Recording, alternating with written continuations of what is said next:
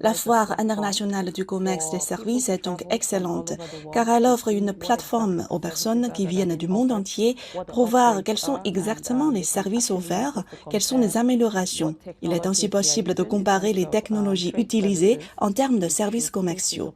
Cela montre les possibilités d'échanges bilatéraux et même multilatéraux dans le domaine des services.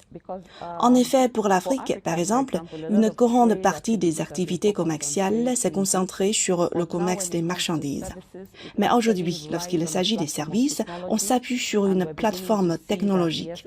Nous commençons à voir qu'il y a beaucoup de coopération qui peut être formée en raison de l'importance actuelle des chaînes de valeur mondiales ainsi que des chaînes de valeur régionales.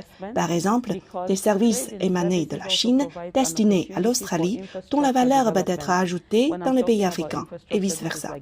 Et je pense que le commerce des services offre également la possibilité d'attirer les investissements et de développer les infrastructures. Lorsque je parle d'infrastructures, je pense à l'infrastructure numérique, à la technologie et à la nécessité de répondre aux besoins critiques de l'Afrique, à savoir la pauvreté énergétique. Il faut donc saisir l'occasion d'investir dans l'électrification de l'Afrique afin d'améliorer le commerce et la croissance économique du continent. C'est ma première fois de venir ici et j'ai passé presque 48 heures. Je vois beaucoup d'opportunités, je vois même des produits qui sont en fait très immédiatement applicables à l'Afrique. Je crois donc que la Chine n'exploite même pas 10% du potentiel de l'Afrique et qu'il faut en faire plus. Donc, les bureaux de UNIDO de la promotion des investissements et de technologies, il y en a 10 dans le monde entier, dont 2 en Chine, l'un à Beijing, l'autre à Shanghai. Je pense que nous devrions travailler plus étroitement afin de pouvoir catalyser cette croissance et ce partenariat entre la Chine et l'Afrique.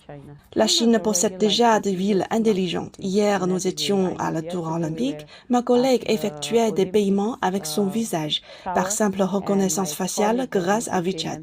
C'est déjà très avancé. Cela signifie qu'avant tout, la communauté est recensée par nom. Chacun possède son identifiant unique. En Afrique, nous n'en sommes pas encore là. La Chine peut utiliser cette technologie pour nous aider à automatiser certains de ces systèmes. Lorsqu'il s'agit des relations bilatérales, la confiance est la plus importante. Il faut dialoguer. Vu la vulnérabilité exposée par la Covid, nous sommes meilleurs dans la collaboration que dans la compétition.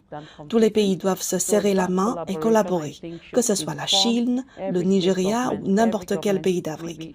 Parce que la collaboration, c'est ce qui va donner l'avenir de manière durable et inclusive.